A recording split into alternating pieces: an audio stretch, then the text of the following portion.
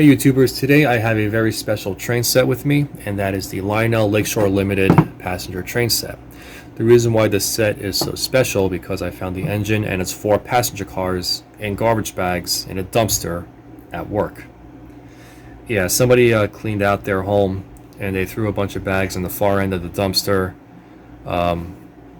And I came across this train set by chance when I was throwing out some electrical panels, and I saw the front end of the engine sticking out of a ripped bag about that much.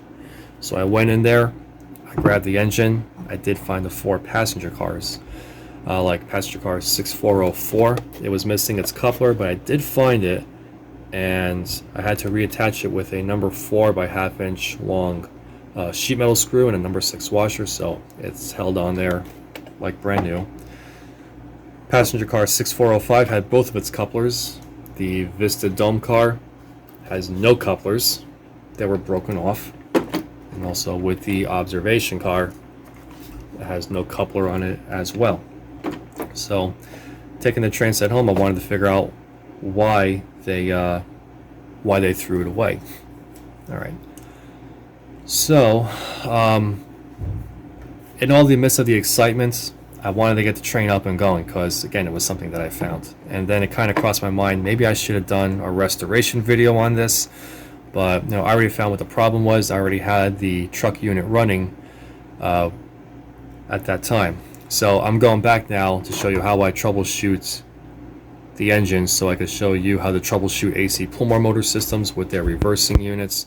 So you could try some troubleshooting at your house without going to see somebody to fix your engine.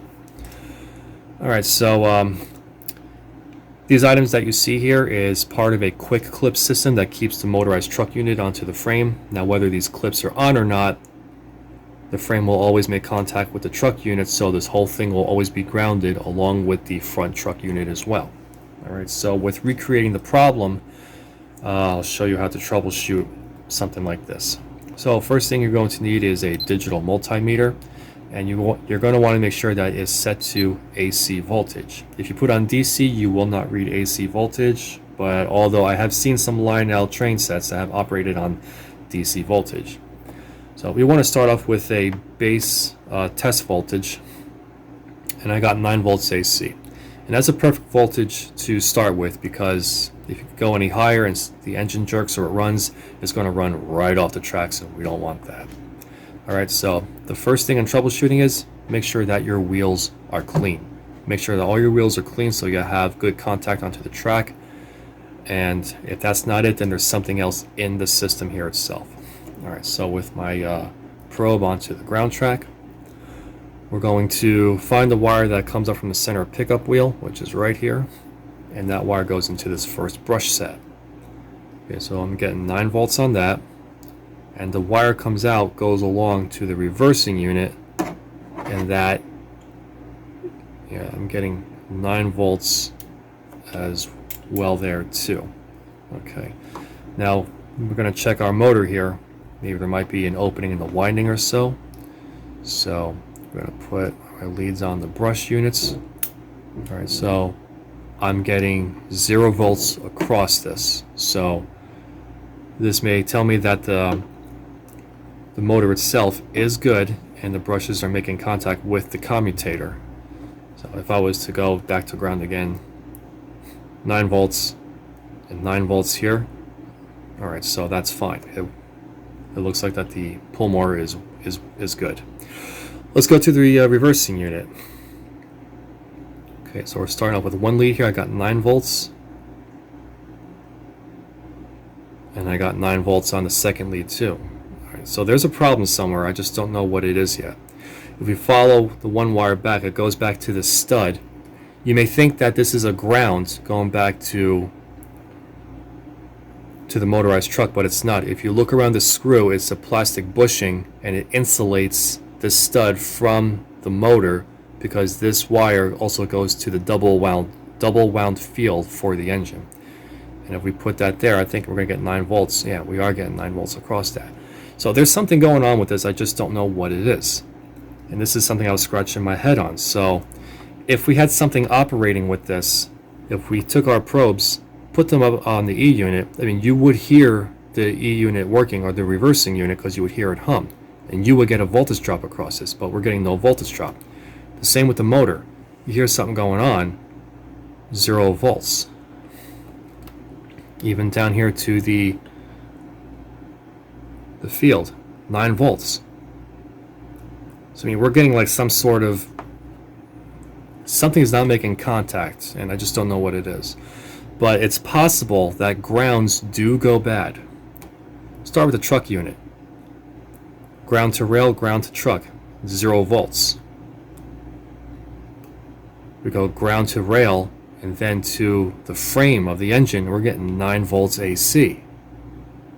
Okay, there's something going on here. Now this is something I saw, and it got me thinking what the problem was. So, I'll turn off the meter, turn off my transformer. Now you see where the engine's sitting. I'm going to take off my problems because it's something I just recreated to do. And I pulled off the truck unit off the frame, and underneath the frame, right here in this groove, it was all sticky grease. There was so much sticky grease on the bottom of this frame that it was causing the truck unit not to make contact with the frame. It was on the front, it was on the back, and if I reassemble this, it was also on top too of the frame. So the sticky grease prevented from making a good ground contact. And again, this was like a very simple fix to do. So I just did a quick wipe of the frame, and then I just turn on the transformer, and then it started to work again. So yeah, it was something that simple that could have been easily repaired. But you know, if they put this up for a yard sale, I probably could have bought it. But hey, you know, I'm not going to complain about a free train set. So what I did was I took everything apart on the engine, and then I gave the frame, which was kind of dusty, I took some Inox MX3 and I wiped down the entire frame with it. I cleaned off the engine with some soap and water because there was some dust on it. Now it's, you know, it looks pretty nice. And we wanted to make sure that the motorized truck unit was working well too. So I took this apart and I gave it a nice cleaning, and I did check the armature and make sure that there was no problems with it either. So to work on this guy solely, to get it off the engine, we're going to unsolder the one wire going to the reversing unit along with the 2 green wires, and then the truck is going to come right off separated from the frame. You're also going to want to check your wires too, just to make sure nothing's loose. So just give them a little tug, see if any of the solder joints are broken, if any wire's moving, because that could also be a problem too. Loose wires are always a problem with some of these older engines.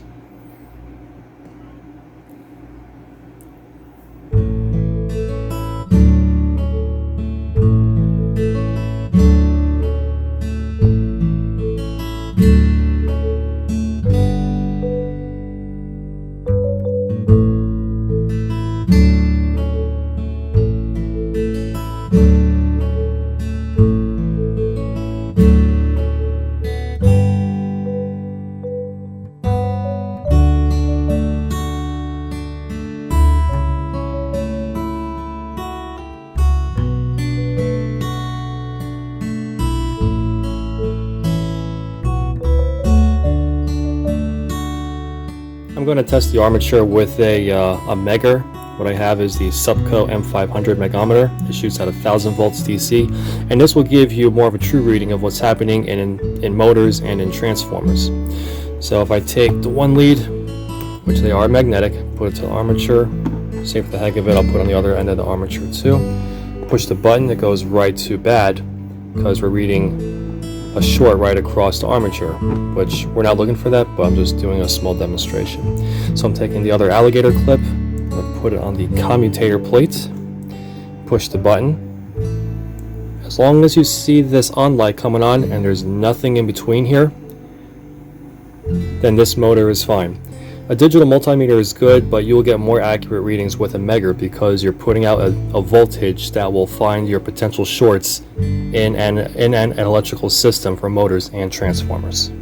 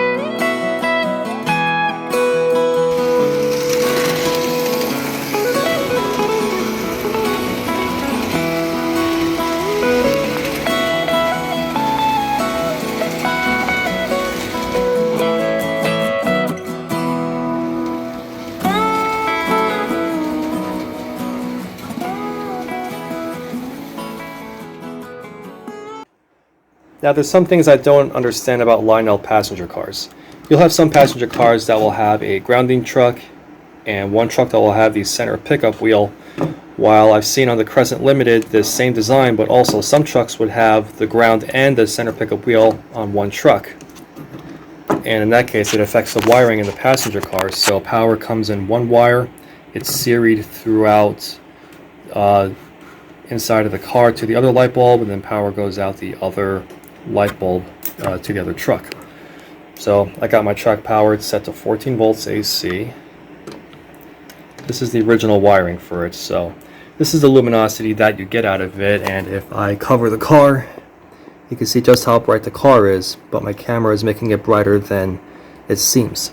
So I rewired the passenger car to where I took the red wire and put it to one of the white wires on both sides, and I put 14 volt AC light bulbs in the passenger car. This one I cleaned up the wheels and put the car into the track, and it's a lot more brighter now. So if I put my hand over this, yeah, you can tell it's a lot more brighter, especially if you're looking at it in person. It is a lot brighter. So the benefit of this, in case one bulb goes out, you know what's out. In the series section here, you'll lose one bulb, the whole passenger car goes out. So rewiring this is very easy, and 2 new 14 volt AC bulbs works great, so they'll have some nice bright passenger cars. I can only get these light bulbs in 14 volts AC and 18 volts AC. If these light bulbs were put into a serial wired system in a passenger car, they will not reach their full brightness when the train is running.